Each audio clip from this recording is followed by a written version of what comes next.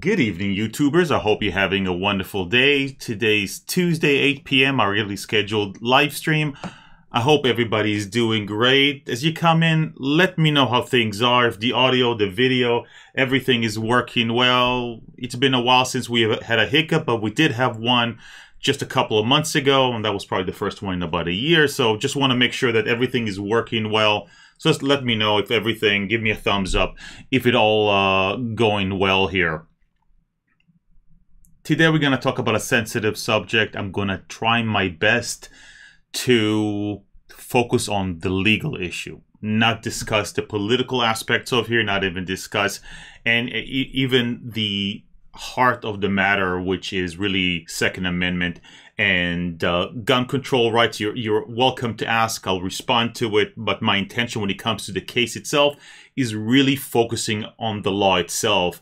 And as you'll see pretty quickly that my opinion of it is it's a bad decision, and that has nothing to do with what political position I hold or what I think about Second Amendment and gun right.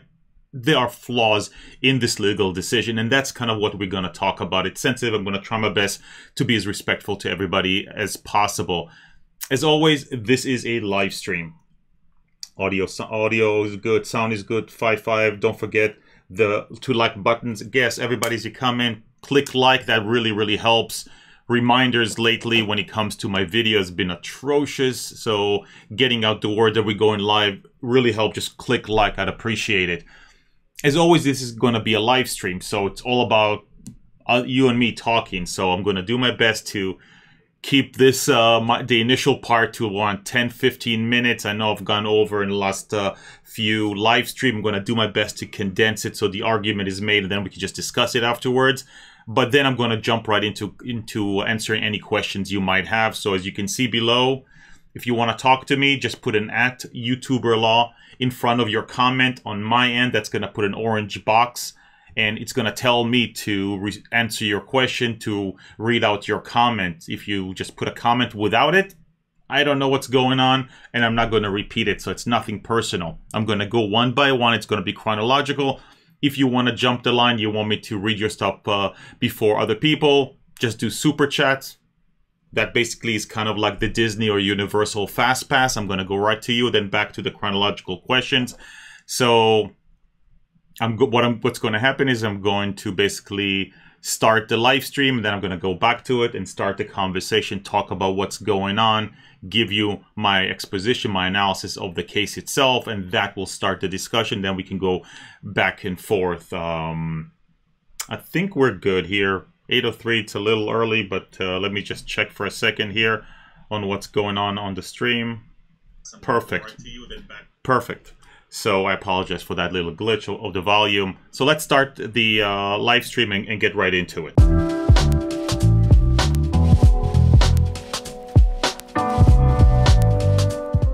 I'm going to do my best to be as respectful and as apolitical as possible when it comes to this. First of all, we're talking about a lawsuit that comes out of the Sandy Hook massacre, probably the worst massacre, mass shooting in our country's history. And it's very difficult to have a conversation about it because you're always, that you are treading on people's emotion, which can still be raw years later. So I'm going to do my best to stick to the case itself. So if I'm ignoring the emotions and the tragedy, it's not because I don't feel or I don't think it's important. It's because I'm trying to be as respectful as possible by focusing on the legal issue which is in front of us, which is this particular case. At the same time, this comes days after the horrible shooting in New Zealand. So this entire topic is very sensitive, and I'm quite aware of that. But this case was just current. Basically, it just came down. It's an important decision, and it might create some interesting precedent, largely because of the position it's holding. This decision by a Supreme Court of a state, in this case, Connecticut. So I think it's an important discussion. But I'm going to do my best here. I apologize if in some one way or another I fail to give it the due respect that it's owed here.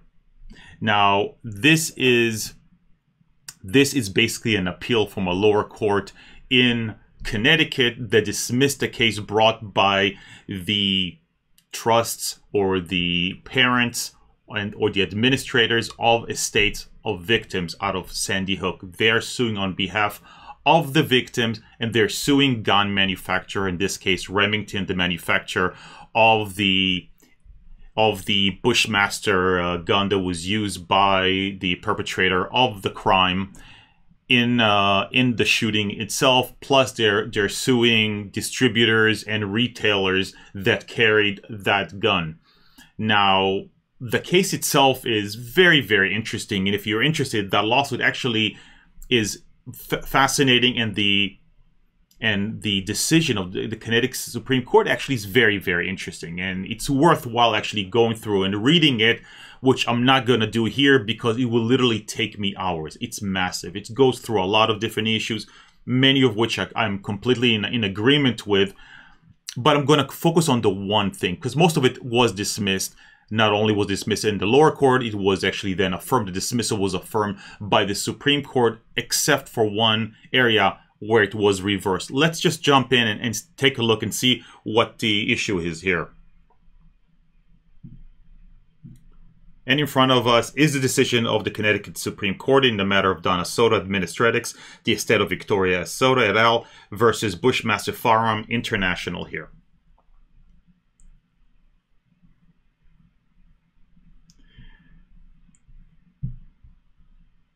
And this was released, well, I'll say it will be officially released on March 19, 2019, but in fact it was released a few days ago.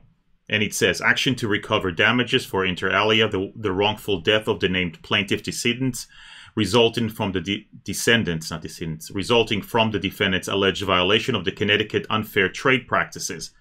Now that in itself should give pause here. This is a lawsuit dealing with unfair trade practices, basically false advertisement, which makes for an interesting claim here. You don't often see that. On December 14, 2012, 20-year-old Adam Lanza forced his way into the Sandy Hook Elementary School in Newtown, and during the course of 264 seconds, fatally shot 21st grade children and 6 staff members and wounded 2 other staff masters. Lanza carried out his massacre using a Bushmaster XM15 E2S semi-automatic rifle that was allegedly manufactured, distributed, and ultimately sold to Lanza's mother by the various defendants in this case.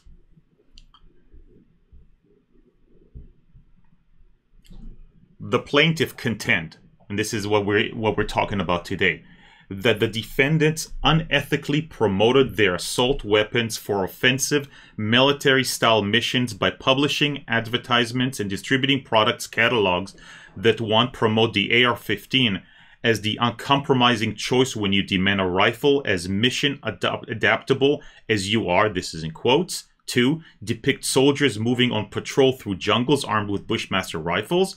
3. Feature the slogan, when you need to perform under pressure, Bushmaster delivers, superimposed over silhouettes of a soldier holding his helmet against the backdrop of the American flag. 4. Tout the military proven performance of firearms like XM15 E2S. 5. Promote civilian rifles as the ultimate combat weapon system. 6. Invoke the unparalleled destructive power of their AR-15 rifle. 7. Claim that the most elite branches of the United States military, including the United States Navy SEALs, the United States Army Green Beret, and the Army Rangers and other special forces, have used the AR-15 and depict a close-up of the AR-15 with the following slogans: forces opposition bow down, you are single-handedly outnumbered.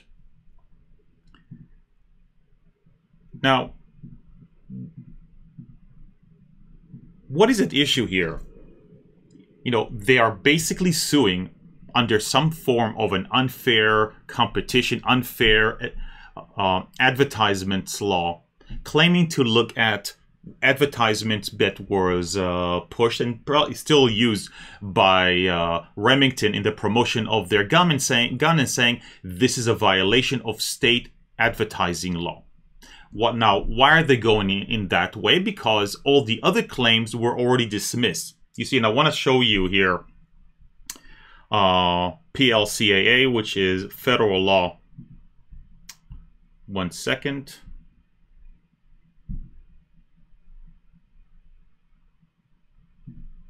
Okay. And this is an act called the Protection of Lawful Commerce in Arms Act.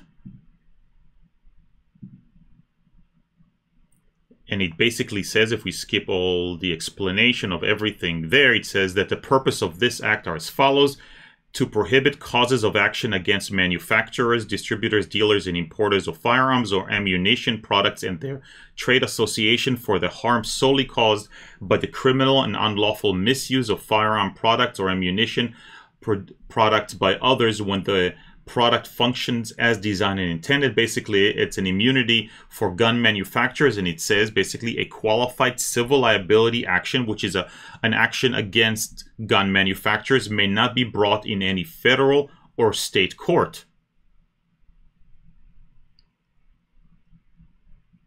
And then it says here, and if you look at the definition of a qualified civil liability action, it says the term qualified civil liability action means a civil action or proceeding or an administrative proceeding brought by any person against a manufacturer or seller of a qualified product. In this case, we're talking about a gun manufacturer, for any damages in an underlined resulting from the criminal and unlawful misuse of a qualified product by the person or a third party, but shall not include, and this is the exception that they are suing under, an action in which the manufacturer or seller of a qualified product knowingly violated a state or federal statute applicable to the sale or marketing of the product, and the violation was a proximate cause of the harm for which relief is sought here. So basically, there is federal prohibition against any liability for gun manufacturers. Why? Because it happened in the past that people sued gun manufacturers saying that they are liable for the harm caused when people used it. And this is back in 2005. This was a Republican Congress. This was, I believe, President Bush signed into law this law that says that gun manufacturers effectively are immune from liability for damages, harm caused by people using it, because frankly, the gun is an inanimate object and the harm is caused by individuals. As such, gun manufacturers cannot be held liable, but they left some exception, basically saying that unless there's other violation of state or federal law, in this case, we're talking about state marketing and advertising law here. Now, what is that law? If we pull that up here, this is a little quote. It's called the Unfair Trade Practices Prohibited. No person shall engage in unfair methods of competition, an unfair or deceptive act or practices in the conduct of any trade or commerce. This is not a law that has to do with gun. This is a general deceptive trade, basically false advertisement kind of law. This is available in every single state. It just covers everything. Basically says that if you advertise a product falsely, then me as the buyer, usually that's how the law is, I can sue you for false advertisement. Usually it leaves the ability on the federal level for the agency like the Federal Trade Commission to sue as well on behalf of people harmed by it, as well as the state. So it has causes of action that allows the individuals to sue it as well under a false advertising standard here. Now, if we go back to the actual lawsuit, one second.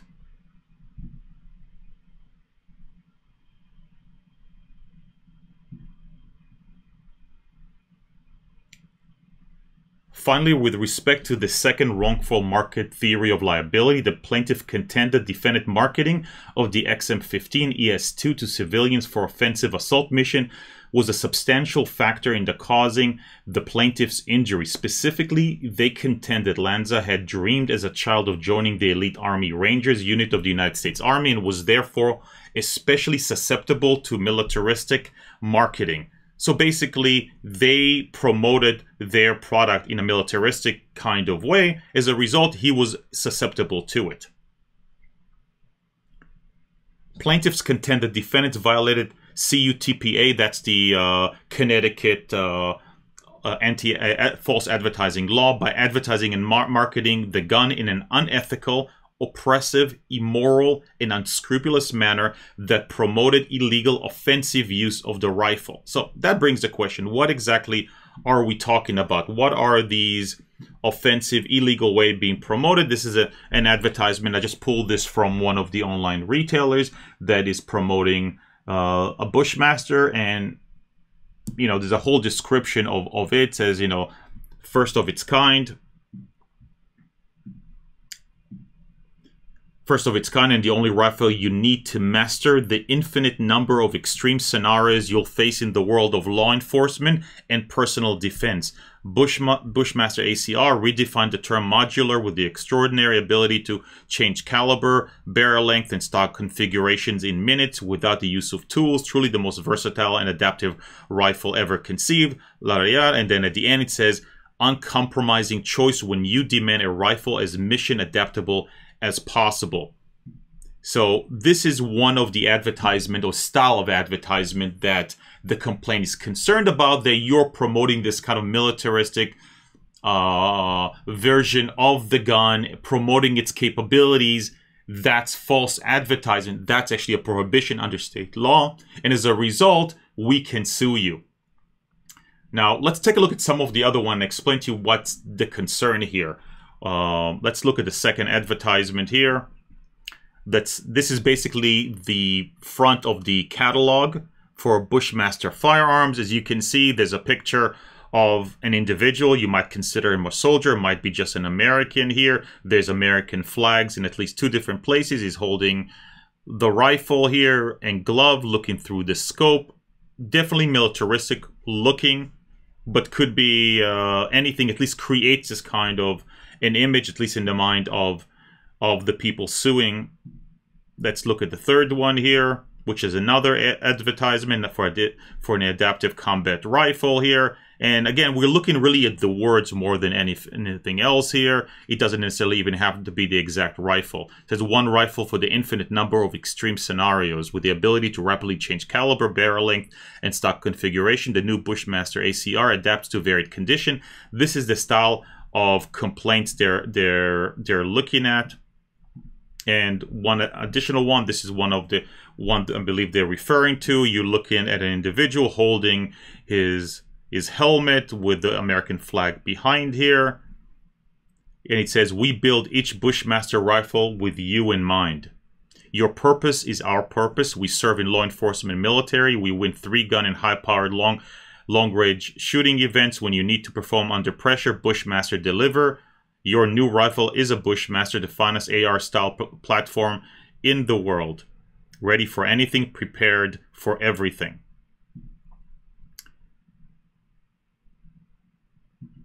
This is essentially the heart of this lawsuit, saying that the advertisement deployed by the defendants, and here again they're talking about not only the manufacturer, but then the distributors of it, and eventually the retailers who sold it to the perpetrator's mom, that their action in promoting it broke state law. And they're saying this has nothing to do with the immunity that federal law talks about. Federal law talks about how we cannot sue manufacturers for harm caused by the individual perpetrator, but it leaves this kind of an exemption saying that but you can still be sued for violation of state law dealing in advertising. So they're saying this is not otherwise covered by federal law.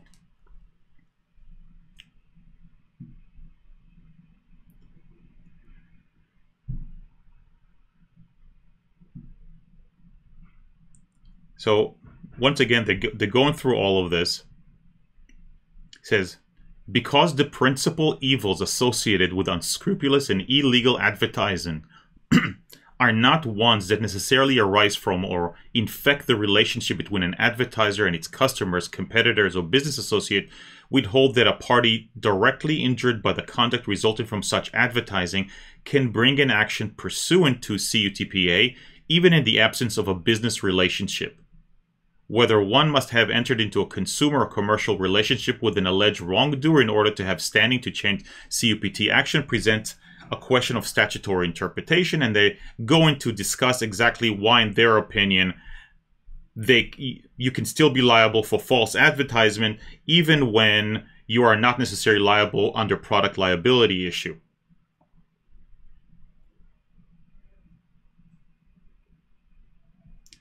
And I just want to show you one additional provision here, because in my opinion, that's probably the single most important one. I apologize for rushing through the section of the law here, because this can go on forever. And it's called here, you can see, absurd result. And it says, of course, to surmount PLCAA immunity via the predicate exception, this is the exception that allows companies to be sued based on violation of state advertising law, there must be at least a colorable claim that a defendant has in fact violated some statute resulting in harm to the plaintiff. Accordingly, Judge Berzin, that's the lower court judge that dismissed the case, his argument appears to be predicated on the assumption that most states have public nuisance statute or similar law, such as the California nuisance statute at issues in Ileto, and to virtually any action seeking to hold firearm sellers liable for third-party gun violence could allege a colorable violation of those statutes because the mere act of selling the weapons involved might be deemed to create a public nuisance. What's going on here? And this is really the heart of the entire argument here. The lower court looked at this and dismissed the entire idea and said that if you actually allow the people to sue the gun manufacturers based on this idea that they violate some state law when it comes to basic advertisement, it will create this absurd idea that basically will negate the federal law altogether, because every single state has this kind of false advertisement. And if you say, look, we're not suing the gun manufacturers because of the harm done by the gun itself, and as a result, because we feel that somehow AR-15 should not be on the market and it's inherently a dangerous product or anything like that. It's not a product liability issue, but rather we're saying that they falsely advertised, or they advertise and use illegal or impermissible images or language in their advertisement. He says, if you allow people to do that, then virtually anybody will be able to sue any gun manufacturer. The entire federal law would be meaningless because everybody will say, well, it's false advertisement. They advertise a product that spoke to the worst instinct in some perpetrator's mind, and as a result, everybody will be able to sue gun manufacturers. And when the Supreme Court looked at it, they completely dismissed it. It says, no, we acknowledge that's a problem, but no, we feel that there could be a colorable image, a colorable claim here. Basically, a claim that could be actually be articulated saying that, no, there is a narrow violation of advertising law. The problem is that they never went through even pretending to do any of the analysis. They basically just said, it's possible, take it back to a jury. Well, this is where it goes. Basically, they basically said that it's possible for those gun manufacturers to have violated state advertising law. Let the jury decide it, and they're going to push it back to the lower court for him to basically reverse his ruling. Let the jury rule based on the advertisement, the kind of advertisement that I just showed you. That's really the heart of this problem here. That if you accept that setting up this kind of, frankly, guy-oriented advertisement, let's be honest, mostly guys buy these kind of weapons. And one way to appeal to guys, and there's lots of ways to appeal to guys, there's a reason why when you sell beer, there are certain images of women as part of selling beers, because guys are attracted to those kind of images. The same way guys are attracted to militaristic images, to a sense of loyalty, of camaraderie, of unity, of love of country, the flag, all of that. It's things that attract many guys, and so they know their audience, and so they are marketing it, saying, well, no, it's not that. This is really marketing a violent and basically illegal aspect of gun usage. As a result, they are liable because this spoke to that one individual. Have you seen that tried before? Because it has. This is like saying that, well, you know, when tobacco and and alcohol are advertising, they're not speaking to the adults, they're really secretly speaking to children, and as a result, they're liable. That's the kind of argument they're trying to use through that, except that there is no federal immunity against liability in those cases. But that's the argument, saying that it's not what who they're trying to sell to, it's who they know that they are appealing to. Don't forget, the perpetrator never bought the gun. It wasn't as if Remington sold directly the gun or any of the distributors or the retailers to him. It's not as they sold it the distribution went down the distribution line and went eventually to the perpetrator's mother, who by all accounts, if you read the article, was a gun enthusiast and was permitted by all accounts to own a gun. The idea is that even though the entire transaction was absolutely legal and was nothing wrong with it, they should have known, or maybe they did know, according to the lawsuit, that they are appealing to the worst instinct of some individuals by portraying the gun in a militaristic kind of way that would drive people to do bad things with the gun. I think that that conclusion makes absolutely no sense.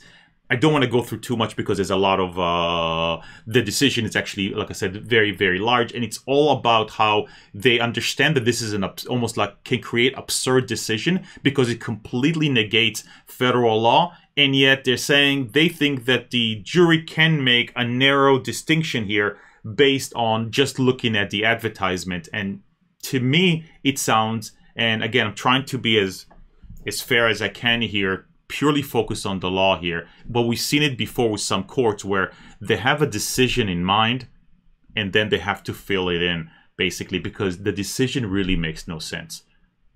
If you want to have immunity for gun manufacturers abolished, do it in Congress. This idea that you can use state advertising law not to actually show that a manufacturer lied in the advertisement to the people that actually bought it, which is how you use false advertisement. If I buy a car and people promise it goes 100 miles per hour but only goes 50, I can sue for it. But other people can't sue for it, for the false advertisement. They can maybe able to sue if that results in an accident under product liability, but that's what federal law actually negated here.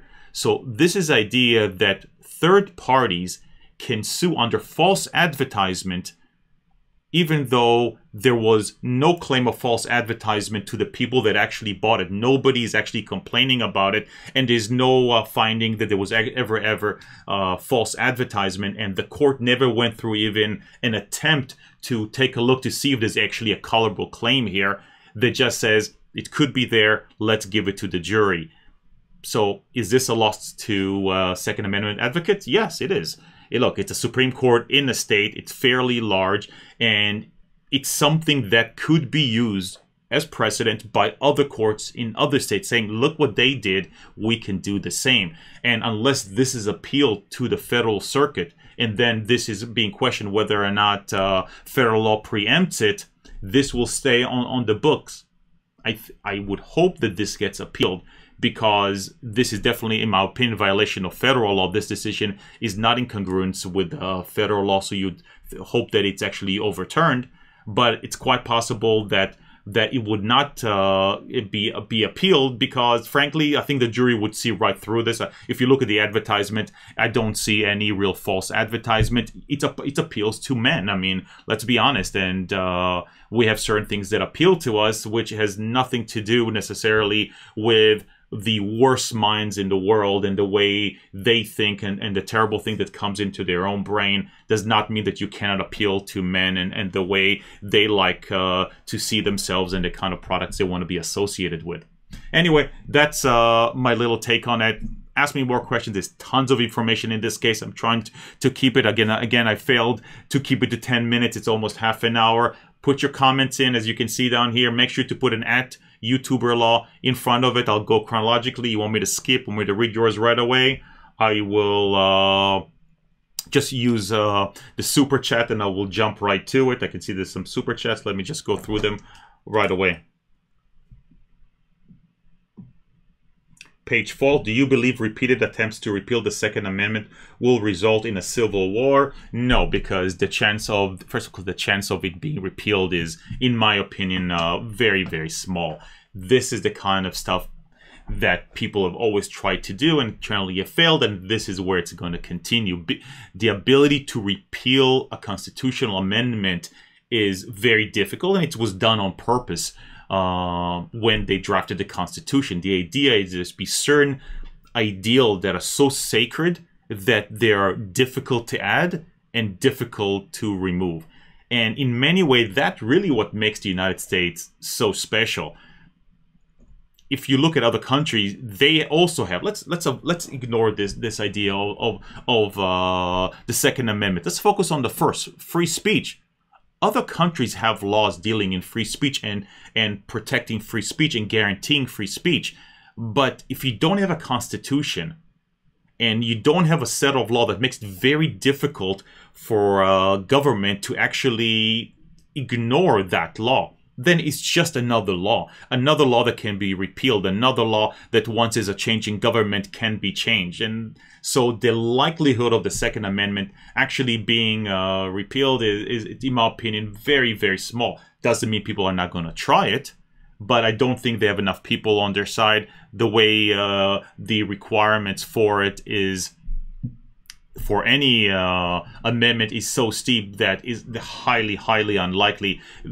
What has been done until now, and I apologize for what people have done until now to control arms is basically through state law, through regulation. And even though we have a couple of important Supreme Court decisions that kind of drew some of the boundaries around it, like Heller, effectively, the Supreme Court has not looked very deeply into some of those regulations, which allowed effectively places like New York and Chicago to basically prohibit gun usage altogether. Now, sometimes through law, sometimes just through the regulations, the procedure that they're built into their system that's not even drafted into the law itself, that makes it almost impossible for anybody to own a gun, or makes it such an onerous process, can take you over a year, and they can reject you for a million different reasons. So that's generally how it's been subverted. If you're a purist when it comes to the Second Amendment, you would believe that a lot of these state laws have basically went around the Second Amendment by relying on regulations. And I suspect that's going to be the continuing trend. At some point, the Supreme Court is going to have to jump into it and give its opinion. Daniel Collins, thank you so much for the super chat. Doesn't their whole case teeter on if Adam Lanza even saw their commercial? Where's the proof? It was his mom gun who he killed to get it.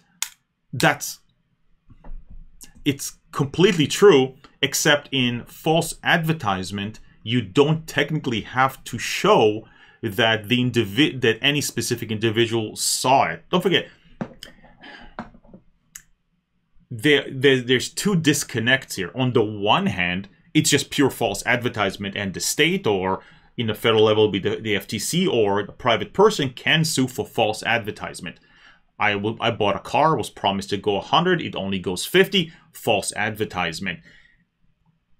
For that matter, the government or the agency can sue because they see that the advertisement don't match the product itself. So they can sue regardless of whether or not anybody ever saw, because the minute it's being promoted, it's false advertisement. They can be held liable under it. So on the one hand, they don't. The second one is that they have to prove basically there's a proximate cause. That because of that, there's basically a high likelihood that his action, they can never connect his actions to the advertisement itself. They just want to show that it's a possible thing. That because of the false advertisement, there's a possibility that an individual having seen it would actually have committed some of the crime. This particular perpetrator, frankly, is a singular example, but effectively they would be suing as if there could be 100 or 200 or 1,000 other perpetrators just like him, all potentially looking at those advertisements, because it really is a lawsuit for false advertisement, which makes this a very strange lawsuit. What you don't see, what I didn't get too much into it, is that they have this entire argument on whether or not people who were not commercially directly connected to the manufacturer can even sue, and then make the conclusion that they can. That's a very hard sell. The idea normally is, again, I buy the car, I sue. That's the false advertisement. If I buy an unsafe car, yeah, I can still sue for false advertisement, but somebody that's injured generally does not sue for false advertisement because he's not impacted by the advertisement. He never saw he's just harmed as a result of the bad product. He sues for product liability, which is different. Here, the court goes through pages and pages analyzing it and says that, yes, the people that were harmed can sue under product liability, but the federal law negates it. There cannot be product liability for the gun manufacturers. So how can they sue for false advertisement? He goes through an entire analysis and saying that people that are not in a commercially direct relationship, or even competitors that might be harmed because false advertisement can have an anti-competitive impact on competitors, even people outside of it, just third party, that they can sue as long as they can show some sort of probable cause that could have led to their injury. So they start by saying it was false advertisement to the buyers, and we could have been harmed because ultimately people like the perpetrator would have been affected by it. It's a very hard sell. I don't think that if a federal court looked at it, would consider this to be legitimate. I think that it will be reversed. The question is, will it be appealed and get there?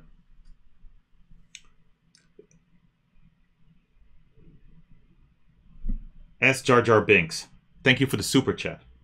What are your views of the Supreme Court's argument your right to bear armor is protected but ammunition is not?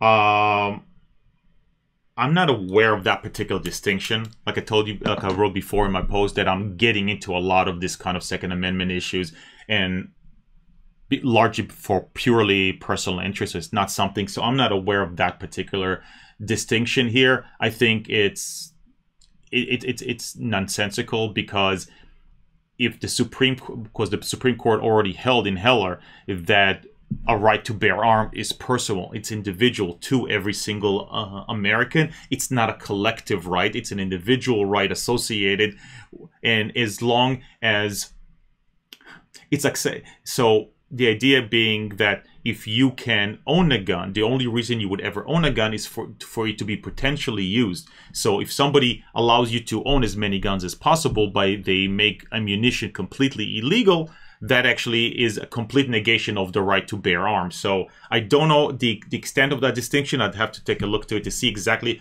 how the Supreme Court thought through it, but purely on its surface, it makes no sense, because if you take it to its extreme, it actually makes guns completely meaningless, because you can't do anything without ammunition. So it would be, in my opinion, if you completely ban ammunition, it would be a violation of the Second Amendment. Thank you.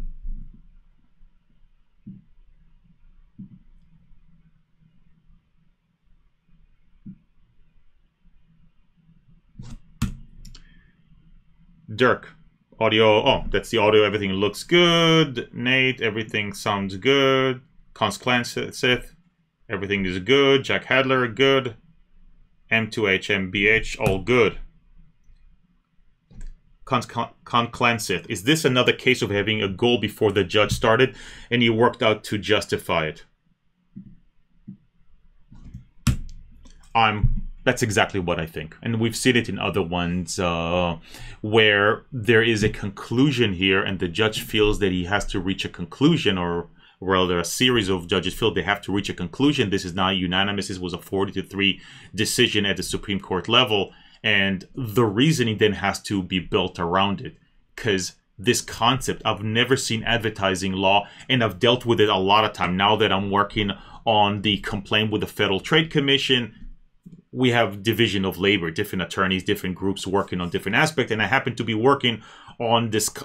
My section actually deals in this a lot on the federal level, the false advertisement. And the idea here that somebody who is not in a direct commercial relationship or a competitor can sue for false advertising just doesn't make any sense, because he is not actually impacted, because usually the false The idea of impact based on false advertisement, it means that you spent money. I bought something because of the false advertisement, or if I'm a competitor, that I can't sell my product because of false advertisements.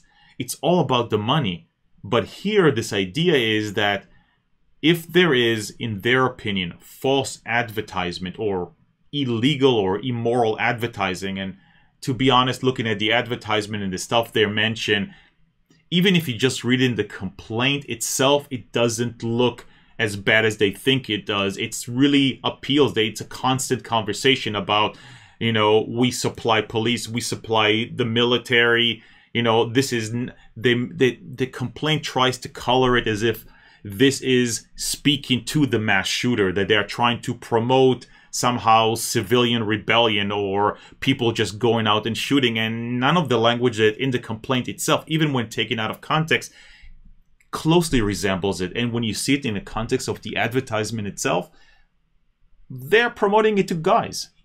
It's, yes, you're going to get soldiers or police. You're going to get guys, with a background with the American flag, because that's part of the appeal, the idea of an independence American, protecting your family, protecting the country. You can see how that appeals, and that would be an effective advertisement. But to say that that's false, because that somehow feeds to the mind, it's designed to feed the minds of the worst in our society, I don't see how even a jury could look at it. But to me, it almost feels like, I don't think that the Supreme Court in Connecticut thought that any jury would actually see that, because I think it's kind of clear that it won't. I think that they are the Supreme Court of a state, and absent appeal to the federal level, it's not going to get reversed. And now it's something that other courts in other states can actually rely on that and actually use that as the basis. Kind of a precedent, not true a precedent because it's from different state, but they can use it to rely on it. Because what's the likelihood of this being appealed, the decision of a Supreme Court being appealed to the U.S. Supreme Court? It's relatively small. Will the U.S. Supreme Court take it? Again, relatively small. They haven't really taken on a lot of gun issue, a Second Amendment issue, although they agreed to take on one case. So, oh, okay. Is it Deno M? Is it me, or is the volume really low? Okay, I apologize if it's low here. Let me know, guys, because I don't think so. I'm looking here at the meter here, and it doesn't look like to me like it's a low volume. So let me know, guys. Asfera, what are your thoughts on the massive lawsuit filed against Twitter this week? I'm going to review it. I mean, I read it briefly. Generally, the chance of winning those lawsuits are small. Based on just my reading, I haven't completely reviewed the complaint itself, so I can't tell you. Because in my mind, I'm working through... You have to understand that a lot of people that you read online, they end up calling me and asking me for my opinion. So I end up working with a lot of people that file this. I have no connection to this particular lawsuit. And so in my mind, I've developed kind of like, I think I know what claims are going to be lost, because I've seen so many of these kind of claims, and I've seen where they fail in court. And I also think I've developed some different ideas that might succeed, or at least have a better chance in some rehashing. To me, this seems to be kind of a rehash of all ideas that don't seem to me like they're going to have any chance. But I at least from the articles, I haven't seen any mention of a unique or a different look at the same exact problem. Just let's try to do this again. So maybe I'm wrong. If I read the complaint, I'll understand that they're trying something new here, but I haven't seen it yet. Seems like the volume is fine. Mandark. I assume based on the history of this case, this will get appealed to the federal courts, overturned, sent back, because it happens every step of the way. Am I close? I hope so. I mean, I think that it's in the interest of Remington to appeal this. They do not want this on the books. They want this overturned. Some people would say it's a small loss here. What's the big deal? It's unlikely that a jury will find in its favor. It makes no sense. It's almost not important here. It's this idea that other states will pick this up and say, you know what? Now we have a way around the federal law. Now we can use basic false advertising claims saying that we think their advertising is too aggressive, and as a result, people get hurt. That's all they need to show here, at least under the logic here. I think it's a false logic here because that's not how false advertising works. And it can be, if nothing else, it can cause the gun manufacturer more and more problem. It can cost them more and more money. So it's in their interest to appeal this and get it overturned. I think that if this gets appealed, this gets thrown out. I don't think it makes sense. Happy Bird. Decedent is the word. It means deceased person. What did I say it incorrectly? I'm not sure. I think I read it twice, different ways. I probably used the wrong one in one of those ways. Thank you. So what now? Manufacturers can be sued for delivering a product that performed as intended. Am I misunderstanding this? That's the whole point. I mean, the point of federal law is that as long as the product works as intended, which a gun, you know, you pull, it shoots, it's safe from the standpoint if it's not blowing up in your arms. So it works as intended. You should not be able to sue anybody. But apparently, under this idea, you could still sue because the intended purpose, if advertised for it, then can be the basis for the lawsuit. So you get into the whole question of what is the purpose here, right? So then you get into a Second Amendment issue of complaint, right? So if the court talks about hunting and sports, things like that. And so when you're advertising a guy clad in the American flag, silhouetted behind a setting sun, and the kind of phrase of, you know, basically, we're there for you kind of stuff, you know, we're there with you, that is not really promoting the intended purpose. But unfortunately, the courts, the Supreme Court, the federal courts have never held that the Second Amendment is hanging on this idea that there has to be hunting and sports and recreation. There is a reason for it. I mean, it's actually in the first part of it, and part of it is for the maintenance of a militia. The idea is that, and you don't have to agree with it, at least the Second Amendment was written that way, that it is a block to tyranny, essentially. It's the last,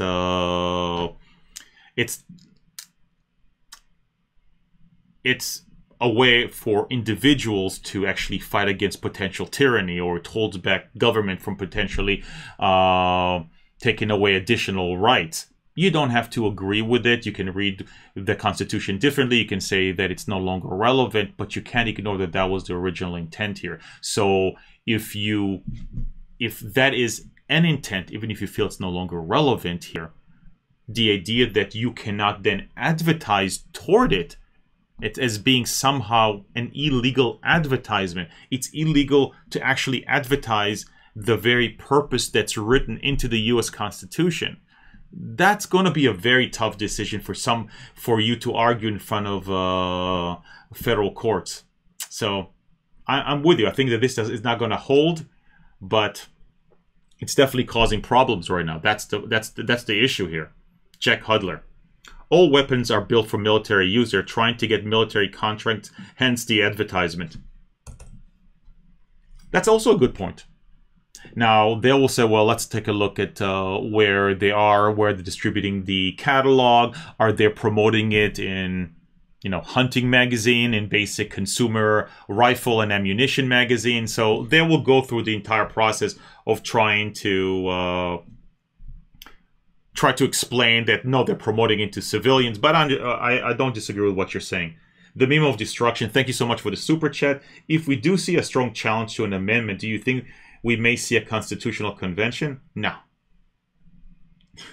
I don't think that I think it's highly unrealistic given the way our country has developed to nowadays have a constitutional amendment.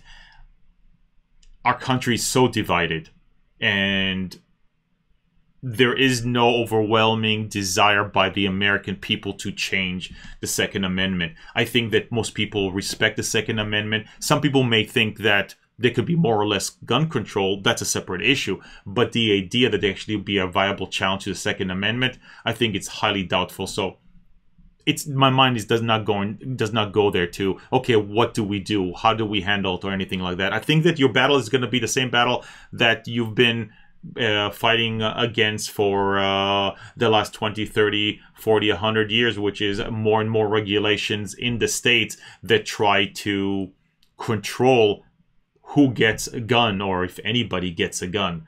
And it's trying to justify it based on some of the wording, even in Heller by the Supreme Court, that some regulations are still acceptable. That's going to be the real battle. It's not going to be at a constitutional level in the sense of they're going to try to rescind the U.S. Constitution, amend it in any real viable way. I think that it's going to be purely based on trying to change regulations and play with it as much as they can in order to control who has access to guns.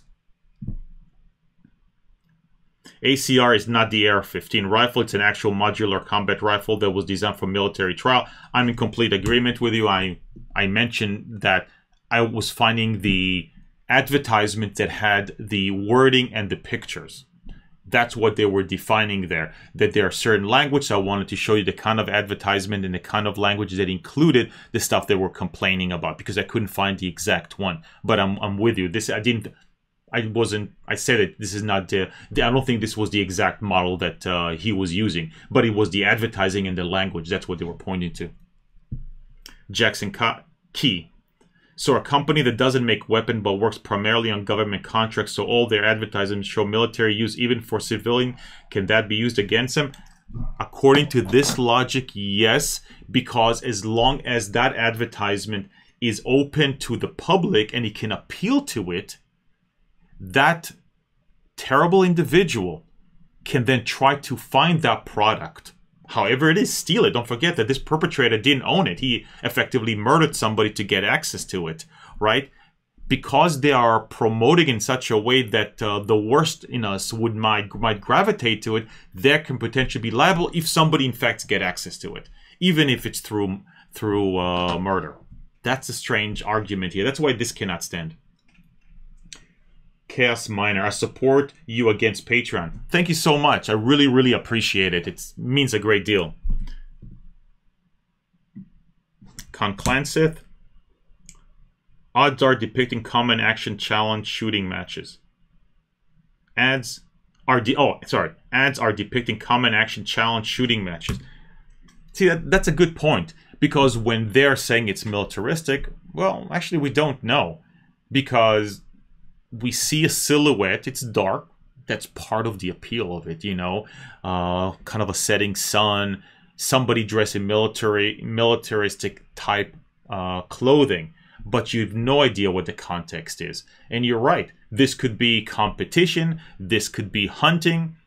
I've been, you know, some of my family hunt. I've never hunted my life, but I've been in their homes. I've seen what they wear. I've gone around when they are practicing. This is the kind of where they do, and it's part of the fun and part of the attractiveness of it. So the idea that a picture of somebody dressed in clothing that you would associate with the military is somehow promoting aggressive, illegal action that is even outside of the military. It's somehow trying to attract the absolute worst minds in the country. That's, again, I think that there's a lot of reason why this particular case would be lost on appeal. I just hope that they take it. I think that they will. Nuve. The image on the front of the catalog is most likely a government contractor in the Middle East. That might be their target audience. Most of them wear similar gear as soldier. Good point. Could be. Right? Could be a lot of things. Not to mention, a lot of people like to wear it. Forget about even carrying gun. People like to wear military-style clothing. Some men, some women like to wear it. I'm going skiing next week. My son wanted basically a ski coat that looks like a military-style ski coat, you know, because that's attractive to people that find it. The idea that you look at it and you can say, well, no, that somehow is an illegal, promoting some illegal action. I think that's a real stretch here. Really trying to take advertising law and protecting the consumer and competitors and stretching it far beyond it was ever meant. John Taylor, can they say the violation was just puffing and therefore not applicable? Oh yeah. I mean, a lot of times courts have said that, especially on the federal level, that it's effectively is puffing. We've seen that First Amendment issues, you know, YouTube or Twitter or Facebook saying we are the free speech public square. People say, well, no, you're not. You're censoring me. The court said, no, this is just puffing. It's just marketing. And I think you're right. I mean, at the end of the day, this is marketing. You are selling a weapon. You can't get away from it. How do you market a weapon? Yeah, you can paint it with flowers, but at the end of the day, you're marketing a weapon. You're usually marketing it to a specific, depending on who you think would buy it. If you want to promote it for hunting, you might show more hunting activity, or to sports, or to home defense, or if you decide, you know, I need one advertisement that will appeal to all of it, you might want to create this kind of advertisement. Again, this takes nothing from... It's a difficult argument because ultimately they want to win based on product liability. They want to win by saying that you cannot market this gun in any single way. There is no lawful way to market and sell this gun. Unfortunately, they can't because federal law bars it, because you cannot say that this gun is unsafe in any particular use. So this is really just trying to find a way around federal law by relying on false advertising in a way that it was never designed for. I think it's going... Again, it succeeded here, but again, I can understand the pressure a lot of these judges face in their own home state. I would suspect this is going to get appealed and this is going to get reversed. Happy Bird. Are pictures, videos of what actually happened in such tragedies legitimate tools to move a jury, or overly manipulative and emotionally hijacking? It's definitely not legitimate tools. Everybody tries to get it. Take ourselves out of it. It's very hard to have a discussion about something that was so horrible. I mean, literally probably one of the worst, if not the worst, crime committed by American against Americans. Because you cannot... It's hard to have a conversation when the targets are children. But take it outside when it comes to murders and robberies and stuff like that. You always try to put in the most damning kind of evidence, including the most horrible scenes. But the judges tend to be very, very good about it. They tend to understand that this just colors the jury. It really taints them. They get emotionally vested in the horror of the crime, in the fear, in the damage, in the harm, and then cannot properly focus on actually the legal side of it and sometimes make the wrong decision. So they tend to throw that out. Doesn't always happen. That's why we have an appeals process. Except in this case, the lower court got it right on every single point. Just right on point, he got it right. But the Supreme Court reversed it on what seems, at least seems to me, to be a political issue. Vince Kiss. If a company who makes military gear says, if it's good enough for the military, it's good enough for you, could they be sued sued or what? See, to me, that's just advertisement. Saying that, look, these guns are amazing guns. They're being used. Look at all the successful usage of them, how great they are. That's actually valid advertisement. Why? If, let's say, Jeep decides, you know what, we want to sell to the military some of our cars and then promote it to people saying, look how wonderful it is. It goes through streams. It's in the harshest environment. It's dirty and grimy and it's still operating. You wouldn't argue that's a false advertisement. It's actually true advertisement.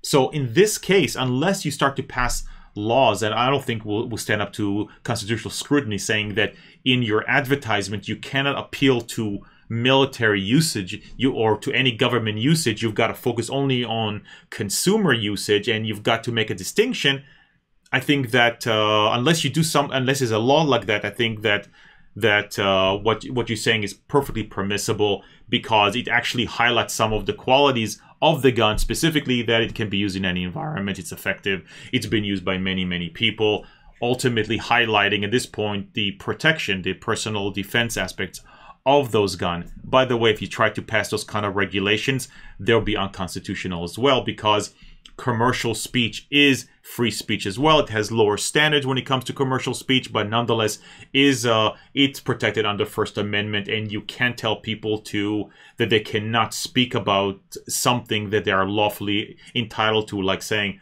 that the military uses our product, therefore it should be good enough for civilian use. There is nothing inherently illegal about it, and trying to make that illegal, I believe, would be unconstitutional on a First Amendment basis. John Ridpath. If someone dreams of being Mario Andretti, can someone sue Chevy for crashing a 755 horsepower Corvette ZR1 into them? It's advertised as going 212 miles per hour. Outstanding. So, there can be two things, right? There was a lawsuit, and I forget now the name of the actor, right? He was in the Fast and the Furious, and he got killed in the Porsche, right? That was a Porsche that was designed without not being really for street usage. It's basically did not have any of the protection that it's supposed to, but it was sold, and the kids then sued because their father got killed in a car that was not really set for, not really designed for street usage. And the idea is, well, no, they're not liable. They sell it legally to people. How people use it, how people deploy it is completely separate from it. But so the idea that if you advertise it and people use it, somehow I'm harmed by it, should I be liable for it? No, because as long as I'm selling a product that's legal to use, you definitely cannot sue me for false advertisement, because it's true advertisement. And the fact that I'm promoting it as a race car does not mean that I'm telling people to use it on the street illegally. It might be that it's being used on the track in perfectly permissible ways. Let me give you an example where I think that logic would work, right? Because actually there was a similar case like that in the past involving boats, but we'll use it in cars. If there is an advertisement of teenagers driving a car, Chevy decided to promote its cars by putting teenagers in it, and they're drinking beer, you can see that being a problem. Or if the beer companies wanting to promote beer are selling, let's say, even to adults, but they're in a car, right? Even if the driver potentially is not even drinking, this might be illegal, because since drunk driving is illegal, it's impermissible to drink. Putting alcohol in the car under that scenario might actually be illegal as an advertisement, because the act is illegal. But showing people in military clothing and saying things like, it's modular, it's always going to work, your purpose is our purpose, you know, we're there with you, those kind of, I would say, defense related statements and picture that appeal to male notions of defense and hunting and sports and everything associated with, none of the stuff shown is illegal promotion. None of the acts seems to be illegal. The fact that it could be under very kind of strange circumstances, that yes, a guy with a gun could be doing something illegal, but there's a billion different ways he could use it legally. That cannot be the basis for the lawsuit. Well, it could be the basis for a lawsuit. We have it here. I just think it'll be overturned. Conclansith.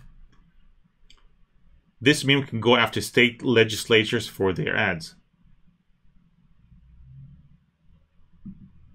I'm not sure. I think I'm missing something here.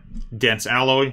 The image of the soldier in silhouette is so subjective. They mention a three-gun complete competition, really. Or it could be a person in military training, in militia training, which is protected. Completely with you here.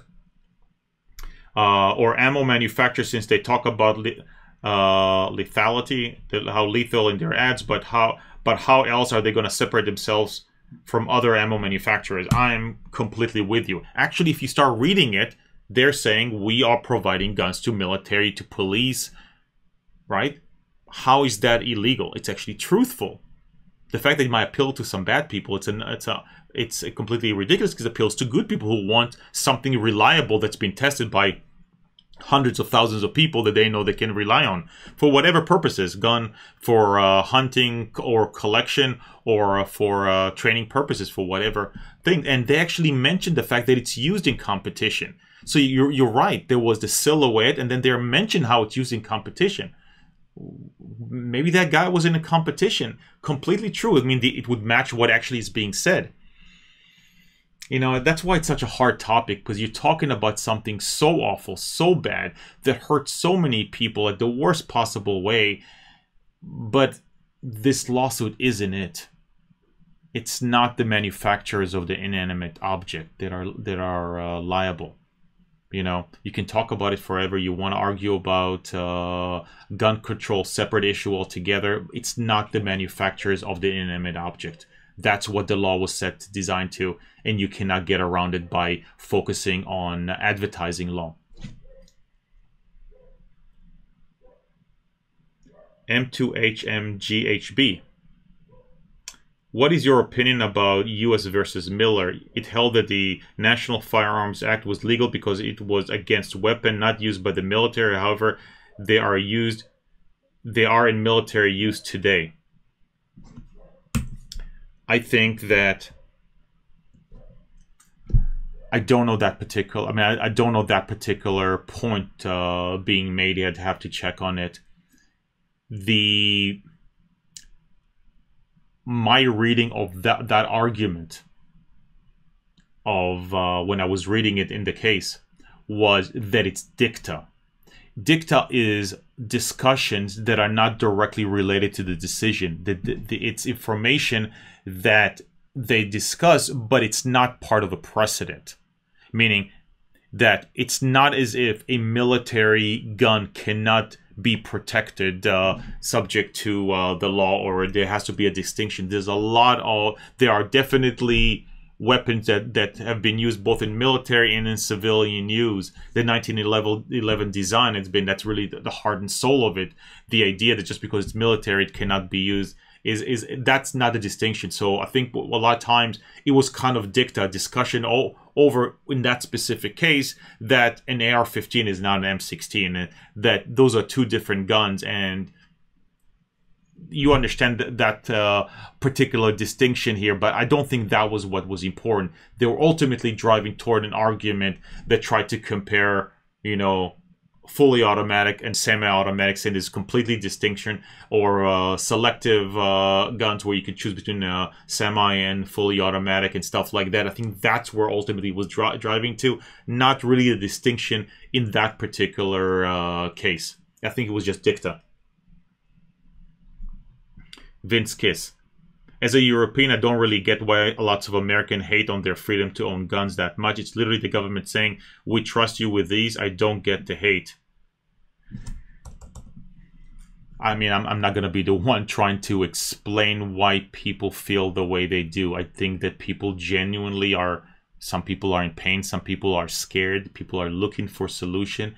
And sometimes they think that the easiest solution is what's in front of them, ban the gun. The same way that, you know, there are too many car accidents, ban cars. That kind of idea, ultimately. I think that I can understand why they fear it, because ultimately a gun, they see a gun as having a single purpose, which is potentially to harm somebody. Although it has a defensive usage, which does not involve harm, obviously, because having a gun itself can stop a crime. Not to mention the fact that it's also used in competition, in hunting, and other ways. But I think that it's pain. It's the search for a solution. And it's the focus on the easiest thing, because the solution, frankly, is a lot more difficult, because there is. To put it mildly, I mean, I think that there's evil in this world. I think that there are people who are absolutely sick.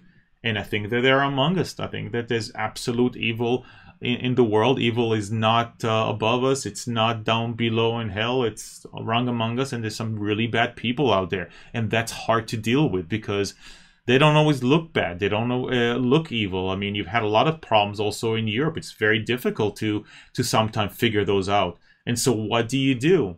I think sometimes the easiest thing to focus on is the gun, the instrument, even though it doesn't necessarily make sense because it's not the instrument that actually caused any of this. Mandark. Thought on fallout from repealing something from the Bill of Rights. Would it not set dangerous precedent that our rights are not sacred and not worthy of protection? In that respect, I'm completely in agreement, though I don't think it's realistic that we have to be concerned about any of the Bill of Rights. I think that that's exactly what will be discussed. That once you say that this is no longer relevant, then, well, what else is no longer relevant? Look, there are other issues that we haven't had to deal with on a day-to-day basis. Yes, First Amendment is important to us, but, you know, what people say, you know what? We don't really have government prohibition on and restrictions on religion. What's the point of enforcing it? It's not a problem today. Or how many times have the army knocked on your door, says, look, I gotta put these soldiers in your house? It doesn't really happen anymore, right? I mean, we have enough money for in this country to house our own soldiers. It's not like, and yet it's part of our constitution. And we don't go say, you know what, we don't need it, let's revise it. I think it's a real dangerous precedent to go back and say that those things are not needed. Even things that, things like housing, you know, soldiers in your home is something that's not relevant today. It all speaks to the concerns of the founders of this country, ultimately, about government assuming rights that otherwise belong to people, taking over your property, taking over your rights.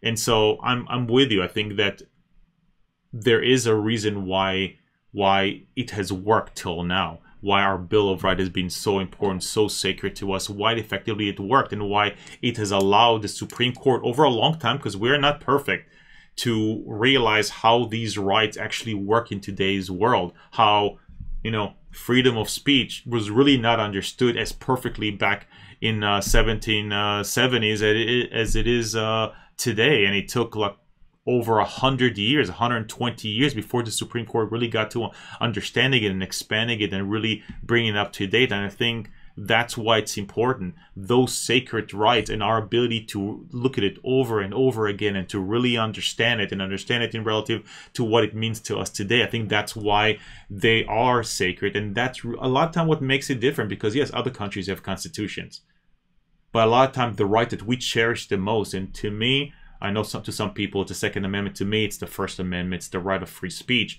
Why it's so different than other parts of the world. You know, I've come from a country where it's a law. Freedom of speech is a law, just a law. So it has a very, very different status than in the United States, where it's a constitutional law, where it cannot be abridged, where it's been fought over and argued in such a way, where you're not saying, is the court going to protect my right of free speech? No, it's already guaranteed in the First Amendment. It's not going to be repealed. It's a very different conversation. Master of Osis.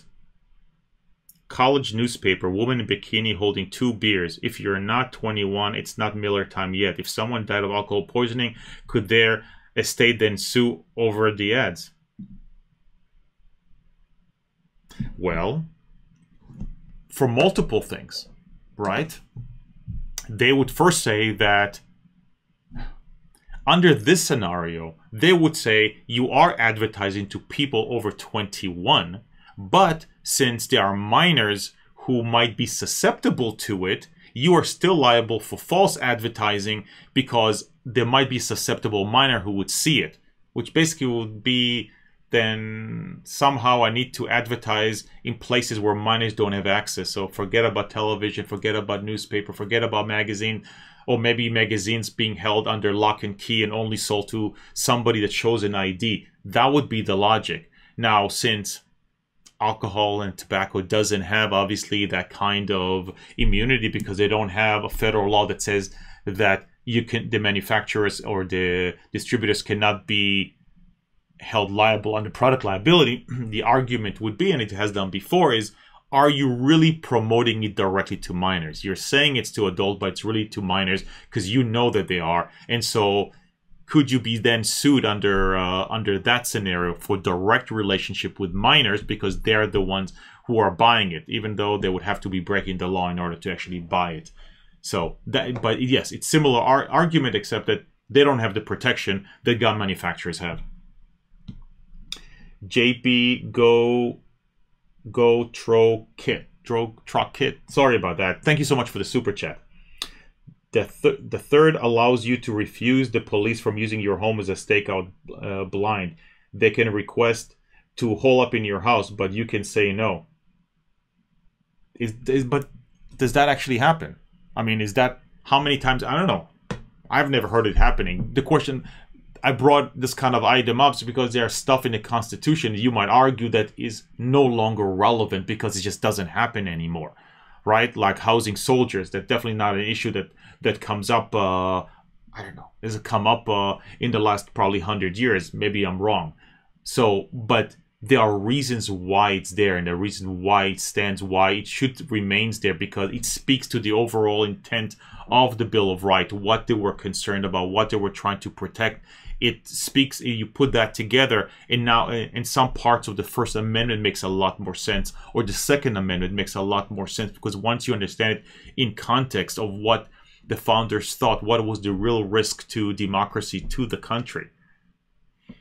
You don't have to agree with it. You may feel that it's not relevant today, but there's the danger of removing things, saying that even if I don't think it's relevant today, I still think it should stay there because it speaks to it. Actually, there would be a hole in the entire Bill of Rights if you removed it, because they kind of all speak to the same issues. Dense alloy. Car adverts make it look like I can drive like an idiot on the roads, but put close course, etc. So if a gun manufacturer put demo only, do not attempt, the gun manufacturer would be okay. You know what? Disclaimers. I've never been a big proponent of disclaimers because I think that often they're so absurd. It's like having the disclaimer, you know, when the woman put a cup of coffee between her legs, got burned, and then from then on we have disclaimers on the lids of coffee that the coffee is hot and it can actually burn you. Is anybody ever saved from those kind of disclaimers? But you're absolutely right. If you want to sell a car like a Corvette, you're going to promote the fact that it's a powerful car. But you say, well, what's the point if I can only drive 55 in the state and they're promoting a car that's powerful? Well, I can drive it with, you know, a 1970 Hugo from Yugoslavia. Why? And anything else more than that is just false advertisement, right? And that could be the basis for liability. Now, that makes absolutely no sense because there are a lot of permissible ways for you to use a very powerful car, and that's where it comes to. So, do you need a disclaimer? In my opinion, no, but I can see where it goes. Fine. They can put, you know, they put disclaimer, you know, use only without ammunition, use only for decoration. Well, I mean, what kind of disclaimer would make somebody feel that showing a gun is somehow less aggressive, less militaristic? I'm not sure. Red Risotto. I don't think they even expect to win. This is a politically paid for fishing expedition for bad quotes and statement that will be used in the future. I don't disagree. I mean, again, I don't know the politics of it, but I don't think they intend this to stand. I think that they know that this will fail because this has to be appealed. This is too big of a setback for gun manufacturers that I think that to take it to the federal court, this will be reversed. But for the time being, because nothing moves that fast in courts, there is a potential for precedents to spread around the country, and I think that's part of it. I mean, either that this will either be settled, and as a result of which this will remain on the books, or this will go to jury before federal law comes in, and maybe this will stay on the book. Nobody will appeal. There's some hope that it will be used, but yeah, I think that they have a victory, and it's going to be promoted for a while. Derma 1804.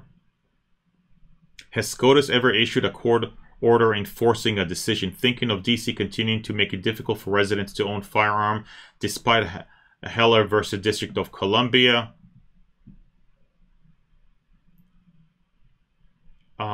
That's not generally how court, no, it's not generally how they work. They make a decision on it. They are not necessarily, no, they're not the police. They're not the enforcers of it. It usually then delves to the lower courts, because usually there is a specific question being brought up to the federal courts, to the Supreme Court. The Supreme Court make a decision and then sends it back either to the district level or to the appeals level. So usually those are the courts that actually would then, usually the district court level, because even the appeals court then pushes it down. So usually that's where you get the orders being issued to actually reverse decision or hold something. Unless the court just says it's unconstitutional. It doesn't actually order it, it actually holds it unconstitutional. And usually the orders, if the states or the municipality refuse to enact it, usually it's handled through the lower courts. Doesn't have to be that way, but that's generally the way it is. Paul Delaney. Who is your favorite chaos god? No idea. Cons Clansith. Have you heard about the idea that in order to ban guns, the left needs to sue the makers into shutting down? Do you think the members of the Connecticut Court are trying to promote this? Yeah, I heard this idea that this is really about none of this. This is about costing the manufacturers money. They got this, now the lawsuit continues, going to cost them more money. If other courts rely on this as a precedent or use that as inspiration in other states, that starts more lawsuit. The idea being that this has nothing to do with whether or not ultimately this is valid or this will be sustained on appeal, but rather that this is another tool to allow anti-gun lobbies to go against manufacturers. That will mean that it costs them more money. They're less likely to be able to invest money in manufacture, in innovation, and are going to waste it more on litigation. That could be a strategy. That's what I heard. I don't have a comment on it. Nate. If this lawsuit stands, would this precedent provide rationale to sue politicians on campaign or media rhetoric that mirror destructive activism like Antifa or political attack? That's a great point of view. I mean, that's part of why this cannot be stand. The idea that if you say something legal that you're permitted by law to say, that could still be the basis for it. The answer is no. It's called free speech. The courts cannot do that.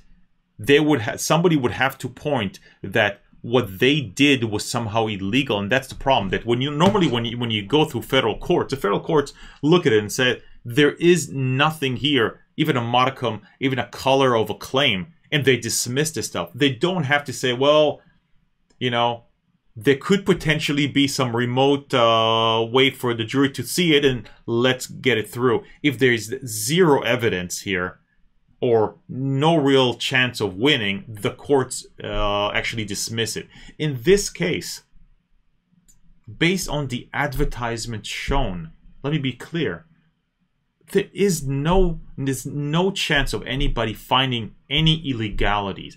Everything said, from the words being used in the complaint, everything said is permissible. It's called for First Amendment. Nothing is wrong. They are not promoting an illegal activity. They are promoting activities that are completely within the law, and they're using language that is permissible as commercial speech under the First Amendment. So, under that logic, you would be right. You'd be able to sue virtually anybody, because their words, even though spoken within the law, might inspire bad actions. And that's simply impermissible. That would undermine the First Amendment. The same way, if you allow this, you're undermining the Second Amendment, because anybody can then sue for false advertisement because it's too militaristic. Because in their opinion, the purpose of guns is for hunting and competition. So any sort of militaristic view and any sort of militaristic aspiration language is somehow illegal and impermissible. James Andrew Morrison. Where could that precedent lead, though will car manufacturers be sued if their vans are used to kill people?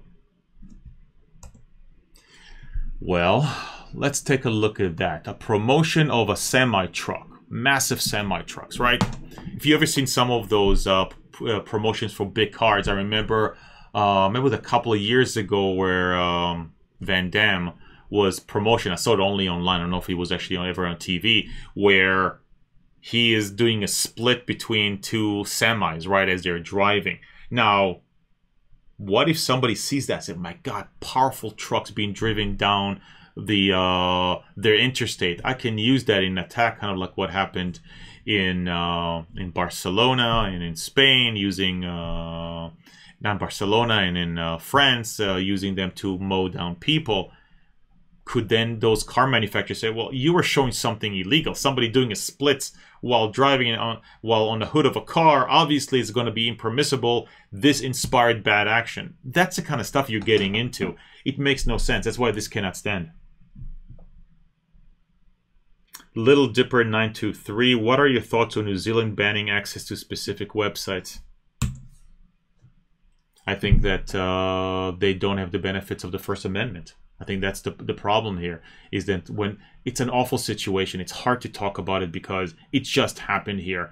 And I can see the reaction, but when the reaction is what we in the United States would view as anti-First Amendment, anti-Second Amendment, without a real solution, that's the problem here. When the government tries to shut down speech because of the harm, you know, sometimes you see it say, no, it's justified because of all the horror. You're trying to save people pain. But then again, you see what happened in Scotland or in other parts of Europe where speech can actually land you in jail, can actually cause you to be fined. The two things, you know, there is a connection. And that's why sometimes people laugh at the absolutism, the absolute nature of how Americans look at their Constitution and the Bill of Rights, of how absolute they look at the First Amendment and can't understand how we can permit censorship online, or how they look at the Second Amendment, say how you can restrict to the point within cities, to the point where nobody really can own guns and still say that you have a right to bear arms.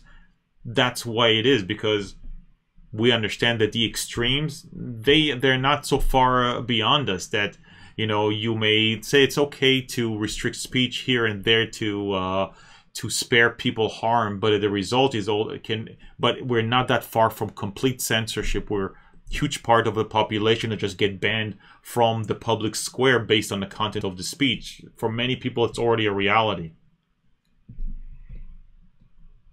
Nate, seems like news or politicians fanning sentiment for the purpose of capturing views could be held equally liable when using inflated rhetoric that someone can act on. I agree with you.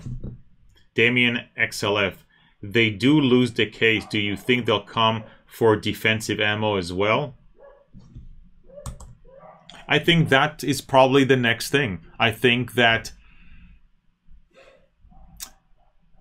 any sort of ammunition that describe why it may have good stopping power might be a potential target under this kind of logic. Because if you believe that the purpose of ammunition is for sports, for hunting, or even for self-defense, would you need ammunition that have better killing power? Do you need that? Well, in fact, and I'm not an expert on this, so please forgive me, that a lot of the ones with more stopping power is actually the safer ones, because they actually sometimes even penetrate less, because they fan out and do not necessarily go on and to potentially kill additional innocent people behind the scene. So that could potentially be the next move. I think that would make sense to them, because it's hard to promote ammunition often without actually describing what that ammunition can do or not, or why should I buy this versus any other ones. Gamers United, if the government gets rid of the draft, makes every citizen part of the militia, does that mean we have lost our Second Amendment right? No, because that's really the heart of Heller, what the Supreme Court have said, that there are two sections, right? The first one dealing with how that a state requires a militia. The second one is that guarantees the right of bear arms. They're separate. One explains why the second one may have passed, but is not a limiting, meaning the entire language on militia might be an explanation of why the founders felt they needed every single person, all people, not just the militia. People. They first discuss militia only. The second part of it, they discuss people, not militia. The right to bear arms is not a right of a militia, it's the right of the people of the United States. And the idea is that even if the issue of militia is no longer relevant, even if that's completely thrown out, in your case, if there is no more militias, I don't know, let's say the entire country disbands altogether. There is no military, there's nothing else, you know, that has no impact on the right of under the Supreme Court's logic in Heller. It doesn't make any impact on the right to bear arms, because that's an explanation why they put it, but it's not a limiter on the Second Amendment. The Second Amendment is absolute. The obsessed anime freak. The Second Amendment is absolute. Gun control violates it. I just said it. Probably not all gun control. You know, there's gun control is a topic, so it's very, very difficult to say that violates it. I'm completely with you that it's an absolute. The question is, what is permissible regulation given the nature of guns? And me personally, I don't think that an instantaneous background check is a violation of it. You can argue in a state like Florida, for instance, where I am, where there's a 3-day waiting period, where that problematic? Is that a violation? Because the background check can be done instantaneously. You know, they did it a few years back because of the whole concept of the cooling off period. But it's a question of, I think it's time for the Supreme Court to look at regulations and actually give better guidelines on when regulations are so absurd that there is no real freedom of, there is no Second Amendment right in many parts of the country. Bobby, wouldn't this also mean they can sue cars that use imagery of the car being used for racing on the same BS ground? Absolutely. That's exactly it. The idea ultimately that if someone may perceive it impermissibly and then use it illegally, that somehow the manufacturer is liable for it, rather than saying, look, we have a powerful car, it can go fast. And yes, you may not be only go 55, but there's a lot of reason why you may want to actually legally own a very fast car. Actually, in many ways, it's a much safer car. That's another question for another time. Derna 1804, wait, if showing people drinking and driving in an ad is illegal, then what about movie crossover ads where people are driving tanks through streets, blowing up building, etc.? Well, you're bringing up another entire issue here. That, look at it this way. If a gun manufacturer showing a silhouette of somebody in military clothing is impermissible because some of the worst of humanity can see it, get inspired by it, and then seek it out, what would you say about Hollywood? About literally, you would have, under that argument, you would have to say that you're not allowed to show really any violence, any sort of military action, any police action, any sort of violence in movies, because all of those can effectively serve as advertisements that somebody might be inspired. That's a kind of idiotic logic that people used when trying to argue that video games are the cause of violent actions, you know, and try to restrict it. Ultimately is, you know, same thing. If you start going down the road of saying that military style advertising is impermissible, then you pretty much have to throw away 50% of all of our movies and TV shows, because they're the same. They're often showing violence, and sometimes they're showing violence in a way that is not bad, meaning sometimes the hero is the bad guy, you know. I love the John Wick series. terrible human being who is being effectively the protagonist in a movie. Not that you think he's a good guy, but he's the guy you're cheering for. You know, that would be an impermissible act. You could sue everybody involved in that production because ultimately it might have inspired the worst of us. It it basically serves as advertisement for all those guns and all the equipment, and somebody seeing it might then seek it out because he saw it in that movie. Heimdall's Gate. Do you stand with PewDiePie? The idiots are falling into the trap. I literally did not even understand what the issue is because some idiot, evil human being called out somebody's name somehow. We should make an issue of it. It makes that whole argument makes no sense to me. Little Dipper 923. What are your thoughts on the New Zealand banning or blocking website? That they should have a U.S. constitutional style amendment that protects free speech, and that would not happen. It's a short-sighted approach to treating awful things. You know, it's like there was a mass shooting in Australia. They wanted to react literally, I think within 90 or 120 days, they passed a law that effectively banned guns in that country by doing a forced buyback. You know, was that the solution? Did that solve anything? Did that get people? What did that take from individuals? That's what happened when your rights are just a law that you can easily pass and basically repeal. Happy Bird. I recently finished Freedom for the Thoughts We Hate, and I appreciate your statement that the First Amendment is interpreted differently today than when it was first written. Next week.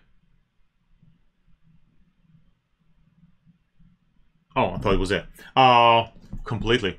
That's in different times of our life. There are different heroes. People like often to point out that some of the heroes of the past were not really heroes. They were not perfect. Look at the founders. Many of them had slaves and stuff like that. I'm completely in agreement. None of them were perfect human beings, but they had the foresight to set up a system that, though not perfect, is probably the best in the world. And it has grown through the years to represent something incredible. And we see that through the First Amendment. The First Amendment, as interpreted when fast passed, or even before that, was nothing compared to what we have today. It literally took 200 years to get to the point, definitely, and through the 1960s, to really get the First Amendment to be what it is today. And I think that in many ways the Second Amendment has its due. I think that it's time for the Supreme Court to look back on it and really look at some of the regulations and some of the prohibitions and some of the rules and laws passed in all these municipalities and see whether or not any of those make sense or any of those are violative of the Second Amendment, and throw it back to Congress. I mean, to challenge the Second Amendment, but otherwise permit it to actually be as it was intended to be. And I think it's just time for it. A lot of time the Supreme Court focused on certain acts, certain areas of the Constitution, things that are of interest to the justices at the time. So not everything gets looked at, and I think it's time. Garrett Claiborne. Handguns used in, I think it's 9 times as many murders and 8 times as many non-fatal violent crimes than rifles, shotguns, and other firearms combined. Plus, guns stop more violent crimes than cause. Yes, but I don't think most you start looking at it and you realize that, and that's on both sides, and most people don't understand the statistics. That I've heard gun advocates mention some statistics that are completely false, not really understanding what they're looking at. And I've seen people that are anti-gun reading out statistics, not really either not understanding or just, choosing what part of the statistics to explain. And I think you're completely right. I think that when you look at it, guns are not the problem. We have a violence problem. I'm in agreement with that, and that thing has to be born. That's where the difficulty is. I think that there's really evil in this world, and we have a lot of difficult decisions to make. But the problem is violence. It's not the instrumentalities of him. Johnny Shields. FBI and police take over your house for stakeouts when they just end up using your pool table, your cookouts, and your pool. So yeah, I would say that is housing soldiers. I don't know of that happening, so you might know more than me about that. So maybe you're right, and it's still a relevant provision. M2HMGHB. I consider the First Amendment to be the most used right, but the Second Amendment the most vital right because it was intended to be used to protect others. It's a good point, you know. I happen to think that the First Amendment is the single most important one because it's our ability to speak. I think it's the single most powerful weapon we have. And that's where I see the most danger. And I know that many see that in the Second Amendment and the kind of regulations that are across the country, but I see the biggest danger being in the First Amendment and what's happening online.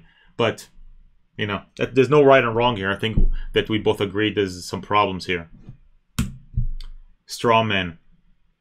The National Guard overrode the Third Amendment in New Orleans during Katrina. Check into it. Good point. Good point there. Didn't think about that. Nope, help, nope. The coffee case was because McDonald's knew their coffee could cause 3-degree burns. Her damage was based on their profits from selling super hot coffee anyway. Yeah, I'm sorry, I just don't buy that argument at all. That the idea that you should be able to put a cup of coffee between your legs and drive and then hold somebody else liable because the coffee is hotter than you thought it should be. I think that was just one of the jokes in the legal arenas. I'm sorry, I don't buy that. Gamers united. If the government gets rid of the draft. Okay, we did that. Paul Delaney. Here are the 4 main Chaos God: Koron, Zenich, Slanch, and Nurgle. Sorry, beyond me. I apologize. Cap Strong Oi. You just went mono to me. Oh, man, I don't know why that's the case here. Nothing changed from my end here. Oh, be quiet. It seems this is more an attack on the... It seems this is more an attack on the first. This suit's logic could make people responsible for the action of social media followers, justifying censorship. Ultimately it says that bad people inspired by legal words, legally spoken words, can be the basis for suing somebody who said something legal. Exactly. If you say something on social media and that's completely permissible because you are because under the First Amendment, with the rules of the platform is irrelevant at that point. We're talking about the First Amendment. You say something permissible and somebody uses that word, kind of like this ridiculous thing in New Zealand where he says he followed PewDiePie, that somehow he would hold PewDiePie liable because he follows him and maybe he got inspired by something. Sorry. Whew. Sorry. Yep. You're right. That has a First Amendment implication. Nigel Rhodes. Should all guns be marketed as mostly harmless? Nah. That's good. John Burshka. Would it help if platform put in a 1-minute delay on unknown speaker live stream to prevent the incentive to broadcast as in Christchurch? I think that there is something to be said about that. That it's not going to solve everything, obviously, and nobody's going to like it. But the idea that you could put a delay, kind of like what broadcasters have put on a number of different live streams, live broadcasts, because they want their censors to be able to catch certain words because they can be potentially liable. That kind of idea that they would actually put a delay into the live stream so they can catch, as long as technology allows them to actually do that. Can they do that? I don't know. Little Dipper 923. What are your thoughts on Tommy Robinson's latest lost case? Police frog marched him out of the city in England for doing nothing. Tommy lost the case against him. I don't have enough information. I didn't really follow his case very closely, just really from a 64,000 foot level, so I don't have information about that. Nate, two-pronged at first and second, I mean. I understood. Good. Heimdall Gate. Are you scared that many media sources seems to be playing into the New Zealand monster's hands, meaning wanting to start a war? Am I scared? No. I think that... I think this has more... This will do more harm outside of the United States, where they don't have constitutionally guaranteed rights to bear arms the way we do here. I think that the impact here would be to embolden gun control advocates to pass more restrictive ordinances. I think that on a federal level there will be very minimal success here, so that's not really a concern. There definitely nobody's going to overturn the Second Amendment, so that's not a concern. The issue is, you know, in certain localities, could they tighten regulations in order to make it more difficult, saying that there is a reaction? Potentially. That's why I think it's really time for the Supreme Court to weigh on it, to give a better idea to the country what are permissible regulation when it comes to firearms. M2HMGHB. Did you know that the original National Firearm Act proposed in 1933 actually restricted pistol, which was why short-barreled shotgun and short-barrel rifles were regulated under it? No, I didn't know that. That's actually very cool. Ithral Darzul. Kind of off topic, but you are correct that hollow points expand on contact, reducing overpenetration, which is why LEOs use them. 223 also fragments in drywall more than 9mm due to speed. Oh, thank you. Thank you. I thought I read about it, but again, I know very little about firearms. I'm not definitely no expert here. Nope, help no. Handheld rail guns bypass all gun legislation for a time. I don't know about that either. Thank you. Po Boys Diesel. Lior, just wondering, where is your firm located? And do you take in new YouTubers as your client? And do you know of any accountant you would suggest in the Kissimmee, Orlando area? I'm down in Miami. And yes, I work with a lot of YouTubers for a lot of different reasons. This week I had negotiated a settlement between YouTubers, some copyright claimants. I have consulted on some free speech issue when it comes to YouTubers and what they're working on. I'm working on a number of different competition with not necessarily YouTubers, with influencers and stuff like that. So over the years, and you have to understand, a lot of the people, like I said before, a lot of the people that you read cases on, even when I've done a lot of review of cases where I tell you have no case, you're going to lose, and 2 days later they call me up, say, okay, explain to me why you think I'm going to lose, and do you have any advice? And I love those kind of conversations, you know, because a lot of these guys are just, and girls, I've definitely spoken to many women of this, are just genuine people, and they want to do well, and they want to understand their side of it and kind of harm they're faced, whether that's based on speech or censorship or on changes in terms of service and how they suffered. And so, yes, I work with a number of YouTubers, and no, I don't know any accountant in the Kissimmee area. M2HMGHB. In the state of New Jersey, you have to sign away your rights under HIPAA and disclose every psychiatrist and psychologist you've ever seen. You serious? I didn't know that. That's interesting. Stop. No, I didn't know that at all.